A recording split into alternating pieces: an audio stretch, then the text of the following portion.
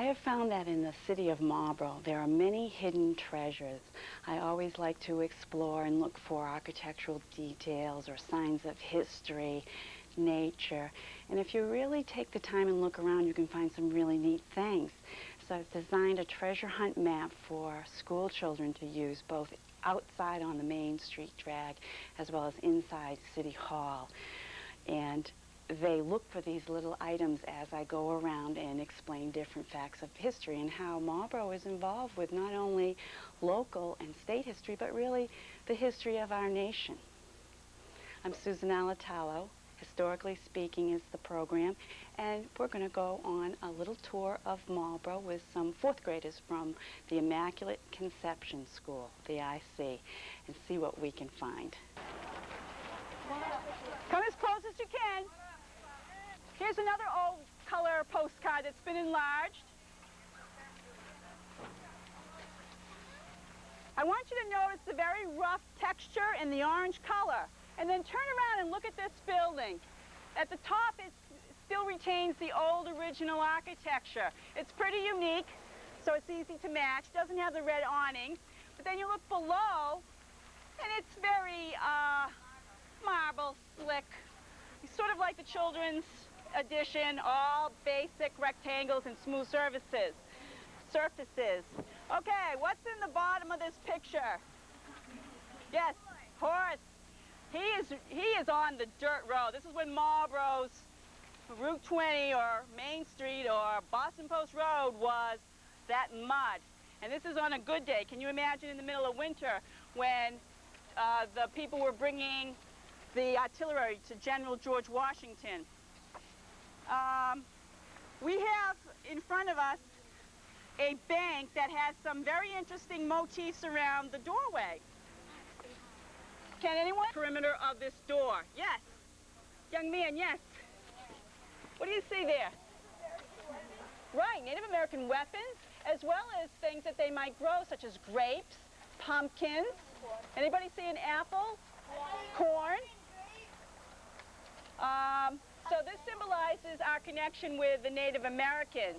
Marlborough had the King Philip's War occur. It was a very brief war. King Philip was an Indian leader that was very much against the European settlers. You have to understand that if you were Native American, probably 7 or 8 people of your neighborhood in your family would die.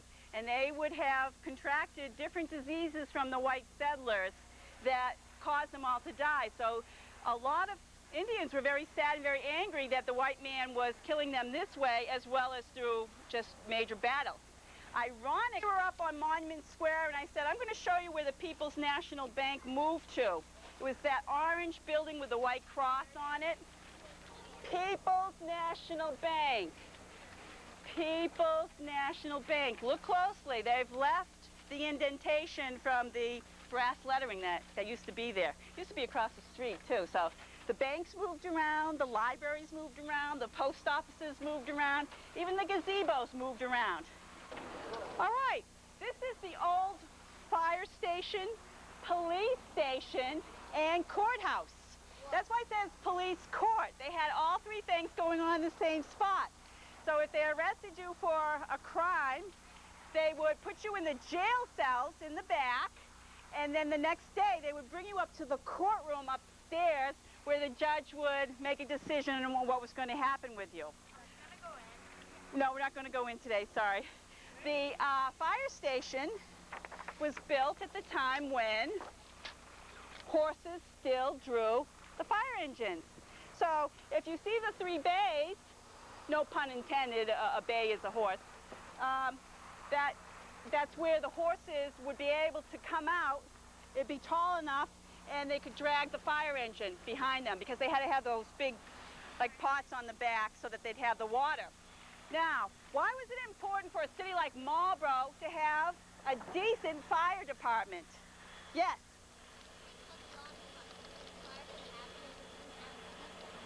The fires could happen where?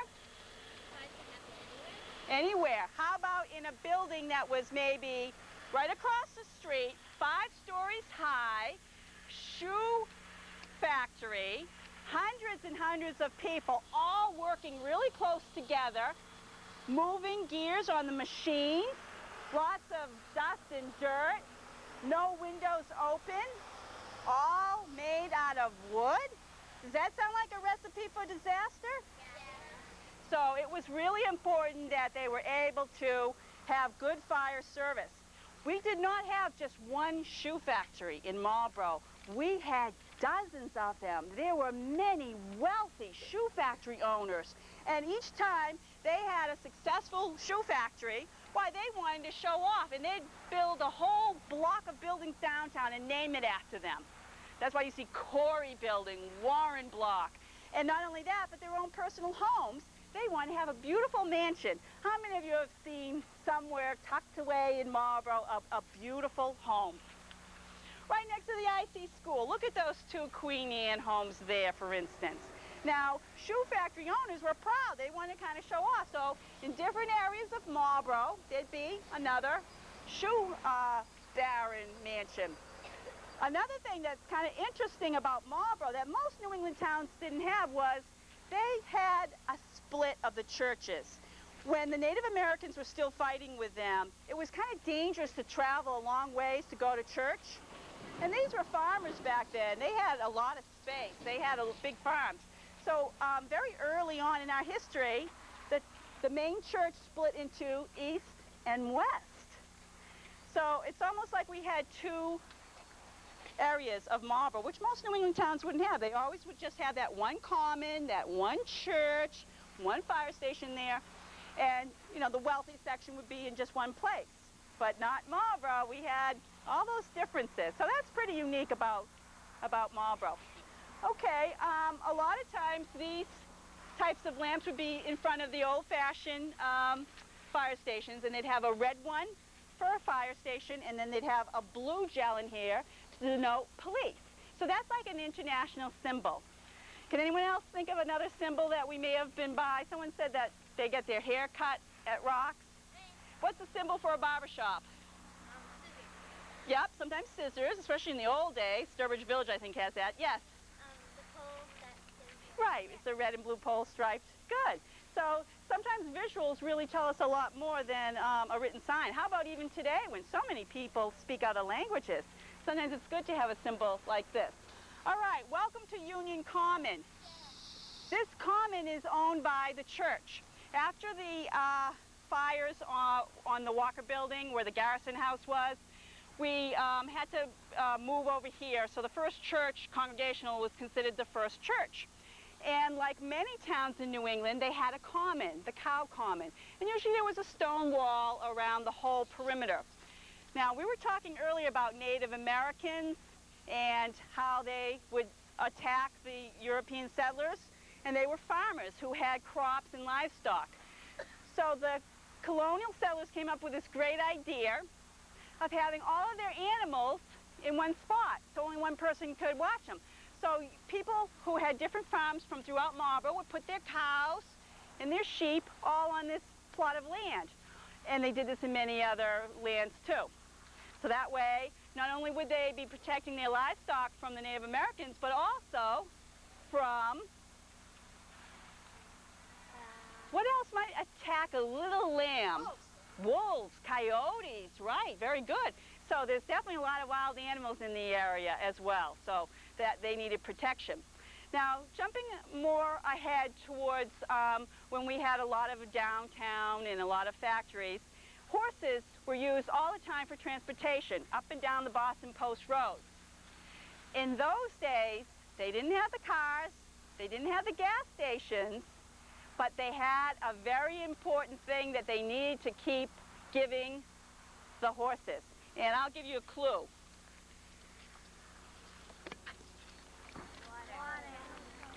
This is a watering trough. And the horses would drink from up here. And look at who would drink from down there. Little lambs, or if you had a dog, they had a low one there. So there was a very important man who had to go around all these watering troughs and fill it up with water. So that was the early version of a gas station. At the end of the Civil War, the North won, and it was told that you can grab what you want. This sometimes happens at the end of the war. there were a group of soldiers from Marlborough who were mostly firemen, and they had been eyeing a bell on the fire station down in Harper's Ferry. And they said, that bell would do nicely with us. So they actually went and took the bell. It fell, it got a little chip in it, and they went and they hid it at someone's home. They couldn't like put it on the train to come back home right away. So they went to Williamsport, where this woman who had a barge, you know, a big boat that would transport things, they buried the bell in her backyard. And years later, when they were having one of those reunions, like the GAR, Grand Army of the Republic, would have reunions, the Civil War soldiers would get together, they all went down there and they were able to retrieve it quite a number of years later. Now, this song is probably one you've heard of. John Brown's body lies a-moldering in the grave. John Brown's body lies a-moldering in the grave. John Brown. Huh? This is often played when you have a Civil War documentary, like with Ken Burns' series, or if Civil War soldiers that are reenacting Civil War, they sing it. And that's talking about the John Brown and the John Brown Bell. Now, in Harper's Ferry, West Virginia, there is a huge national park today. Many parking lots, shuttles that bring you to the park. It's like a whole town, but it's all historic. And people take all the tours and they go through all these things. Well, I went down there last year, right about this time as a matter of fact, and I was looking for the fire station. Would you know, it's just sitting there, no bell. The fire station is there, no plaque. I asked the tour guide or the docent, well, do you know about the John Brown Bell? And she said, what? So it's really downplayed, but every couple of years or so, the mayor of Harper's Ferry comes up, because I know he comes to the library, and he's saying, you know, can't we have our bell back? You know, this is really important to the history of slavery, history of Harper's Ferry, where some major battles occurred. And we have this huge national park. Can't we have our bell back? And the city of Marlborough has said no so far. It's also been suggested, well, maybe they could just make a mold of this and give them a copy. So it's an ethical question, you know? Is it stealing? Is it right that we have it? Is it part of our history now? So, questions that will just keep coming up about John Brown's bell. Question? Will they ever ring it? Apparently they did. I have never heard it myself. They do have it attached to an alarm, so I guess there have been some attempts to steal it, so it is wired for protection security-wise. So if anyone is coming into this area, they will often ask, where's the John Brown Bell? And we have a video about Harper's Ferry and books about the park and books about John Brown. So this is really a part that Marlborough plays in the national history. So Harper's Ferry is a very well-known name from whence this bell originally came. We still have a little surprise for you. We're not going to be seeing any more icons on your maps, but we have a little trek, and most people that I bring here, they have never seen this place. And I did not grow up in Marlborough. I'm not a native Marlborough person. My family isn't from Marlborough, but I've been able to find this pretty cool place. So if you can bear with me, we're going to be hiking up the hill to Spring Hill Cemetery. Okay, this is the entrance to the Spring Hill Cemetery. This is the oldest cemetery in Marlborough. We are standing in front of four different family vaults, and the way that the early cemeteries worked in cold New England was, usually at the entrance of cemeteries, they would have this type of a catacomb where there'd be almost like a miniature container. These are doors that open up, and the coffins of the deceased would be placed here, and then in the spring, when the ground was soft enough to dig, then they would be able to rebury the people where they were supposed to go in the cemetery, because they didn't have heavy trucks then. They couldn't, you know, dig through really solid, hard soil like they can today. So this is what was often used. But these are not like that. These are actually family crypts. And you can see that they've even placed a stone in front of the door here. Grand Army of the Republic symbol there. Not only does Marlborough have those 7 hills, but it also has lots of springs. So Spring Hill is named for one of the many springs that goes through the town. I think a lot of people always think that if you have a home down low in a swamp, well, you might have water in your basement, but if you live up high on a hill, you won't. Well, it's really not true in Marlborough because the springs are everywhere. And there was one right near the Walker building where they first settled. Okay, let's step very quietly up into the cemetery, keeping in mind that this is a cemetery. I'm talking loudly, but this is a place of reverence.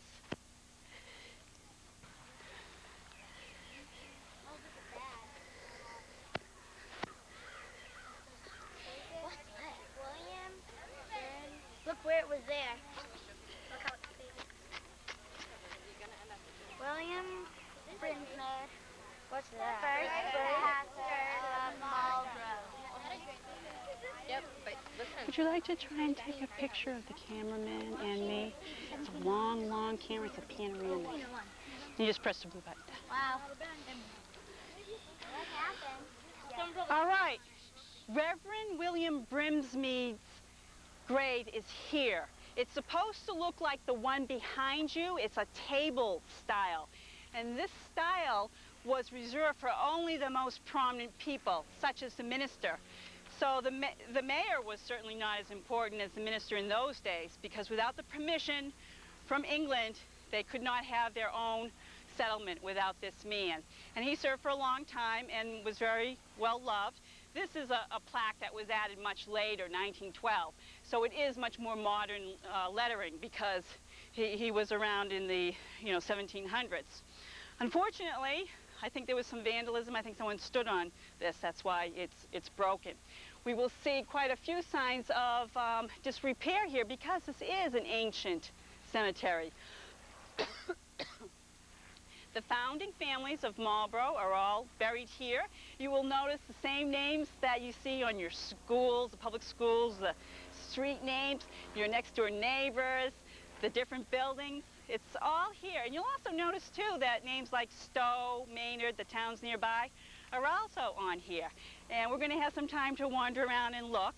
You'll see Brigham's and Goodale's and, yes, we've really got to not touch the stones because they are so fragile. Here we also have the ability to see a lot of the gravestones that have been engraved with people who died very, very young, either as an infant or even as a young mother. There were no hospitals then. They knew very little about medical science, so a lot of women died during childbirth. And they often would name the next child the same name. So you'll enjoy reading a lot of these, I'm sure. These are examples of very old ones. This is Increase Ward, what a name, that they went and put modern cement around in just an effort to try and keep it together. Now over here there's one that a man who was killed by Native Americans. I believe it's this one. Thank you. This is Captain Edward Hutchinson. They used V shapes for the letter U. He was shot by treacherous Indians August 2nd, 1675. Dyed, and it's spelled D-Y-E-D, which is really the word for if you're putting color on clothing. 12th August. 75. He's old. Yeah. So because he is considered, a soldier really, is why he gets the American flags. Anybody who has the flags or even those little metal circular things are soldiers. Yes? Why are some of them stuck on the ground? The flat ones? Yeah. It's a choice, or they may have fallen, and because they're probably a little safer like that. Do not step on any that are flat. Do not step on any at all, and don't lean because they do fall down. Sometimes it's because of the trees. We've got trees growing. See how the trees have grown through those. In fact, they've just cut them down. By the motion of the growth, they split the rocks apart. I had mentioned earlier about going to heaven. They have this symbol often of the hand pointing this way, to the grand maker. Don't get any ideas and go down to hell. So you'll find a lot of these neat pictures. Sometimes the face is really like a skull. It looks like a skull. And other times, and with wings. and other times it looks much more like a person. So I hope you enjoyed that fun walk through Marlborough. That was part 2 of an historical walk done with the IC students, and I hope that you'll be able to catch the first part if you haven't seen it already. This is Susan Alatalo, host of Historically Speaking.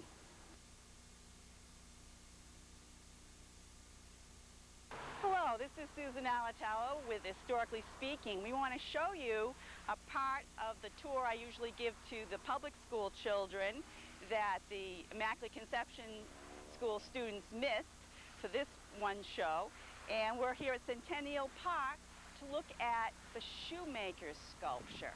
This was part of the city of Marlborough's 100th anniversary as a city. It was the town before, but in 1990 this was a project to highlight an aspect, an area of the city that really needed a little something. So we're very pleased to have the architect, Peter Panagore, who helped envision this whole idea. Peter, welcome. Thank you very much. Well, Why don't you tell us a little bit about how this all got underway? Why did this idea happen? well, we were commissioned to create this little park area by the then Mayor Hogan, who the discussion centered around a little monument here of some sort. And in doing so, we started thinking at the office, and we're sort of a mom and pop architectural firm. Janet, my wife, ran the front office, and Cynthia, who's an architect, and I worked in the back with 2 or 3 other people. And I thought, in collaboration and discussion with Janet and Cynthia, that maybe a statue of a shoe worker would be very appropriate. And Janet said, why not a woman too? Because a lot of women worked in the shoe factories, and They certainly including my mother.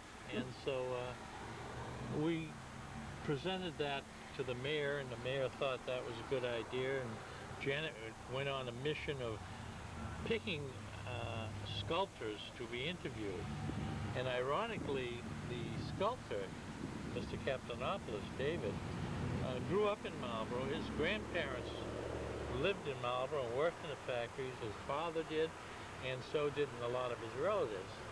So it was ideal that he, who was very talented, as you can well see here, was the sculptor. And so this developed into this area, and we built this little wall around here and made it into a serpentine wall so it would guarantee and stay up for more than 5 years. And Cynthia did the landscaping around the area. We also entered into a thought that was created through the mayor's office of having bricks with names in them, and people would purchase them. And there was an awful lot of interest in that because most of the people had something to do with the factory. So that's how it evolved. And we raised it up in elevation from the sidewalk, as one could see, so that it is prominent and can be seen. And ironically, there's another shoe emporium that's right behind it now. There was a factory named Curtis Shoe Factory. My dad worked there. Yeah. Then there was a diamond shoe factory where the Oscar is. My mother worked there. There was a shoe factory across the street that burnt down, I'd say, in the late 50s. And as you well know, Main Street had an awful lot of shoe factories running up and down. So that's how about it evolved, and we're very proud of this because it really is a tribute to the city of Marlborough and to the people who worked here. And it was a difficult kind of work. They were very low-paid jobs and very put upon continually. And that's how it became what it is today. Well, where we stand here at the corner of Maple Street, and this is Granger Boulevard. Boulevard, we could see the spot where the Corey and Boyd shoe factory was, which was well before the time of your parents and probably your grandparents. And now there's a parking lot there for Chin's Garden Chinese restaurant. That's true. And these were not two-story factories. These were 4 or 5, made out of wood, very dusty. The amount of noise, from what I understand, must have been tremendous. Shoe workers worked very close to each other. And notice the long dresses. I mean, if there was a fire that started, this would be quite difficult. It must have been very hot in the summertime. So many, I would say that was probably the #1 employer, really, for the Marlborough residents. And if you read the names on the bricks, they're all families who worked in the shoe factories, I think, for the most part. And certainly people who've really established Marlborough as a commercial center. So this is bronze. It shows someone sitting at a shoe worker's table. His name is actually across the top of it, Greek name, and his grandparents worked here too, the sculptor. He's also the sculptor who did the lovely tortoise and hare sculpture garden at the Marlborough Public Library in front of the children's department, which we've seen before. So, Peter, thank you very much for sharing a little bit about the background and how we had both a woman and a man, very accessible for people to relate to. They don't have to really look high up at this type of a sculpture. So no, that it's was really another thing. We wanted to make the proportions so that it was people-orientated. We didn't want to raise the pedestal too high. We wanted it high enough to bring it up in elevation, but yet children can stand up there and look at these. And you know how children are, they like to touch things. They run all over them, they hug them. We've been here in the snow, and they see the little nail that she's putting in there and the hammer that he's using there. David Captainopoulos does excellent work. He puts his heart and soul in it. And we have the mason, Tully was it, who did the brickwork from Marlborough? That's true. He did the John Brown Bell tower? Everybody who participated in this was a Marlborough person. The Monty Monument people set this granite piece in here and provided the stanchion holes so these would be held down. So it was very good. Great. Thank you very much for inviting me. Oh, thanks for being here at the Shoemaker Sculpture at Centennial Park, right here in Marlborough.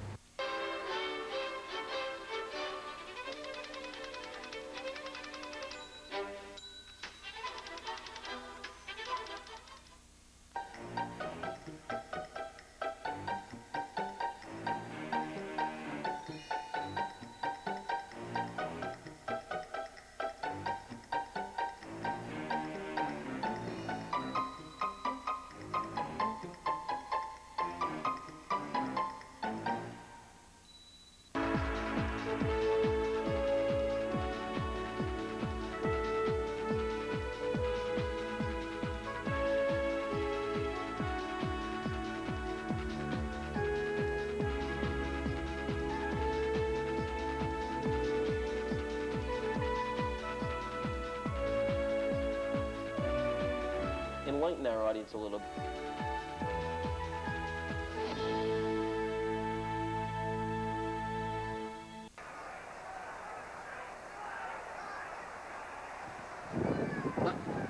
Get out of here, you're not allowed. Come on.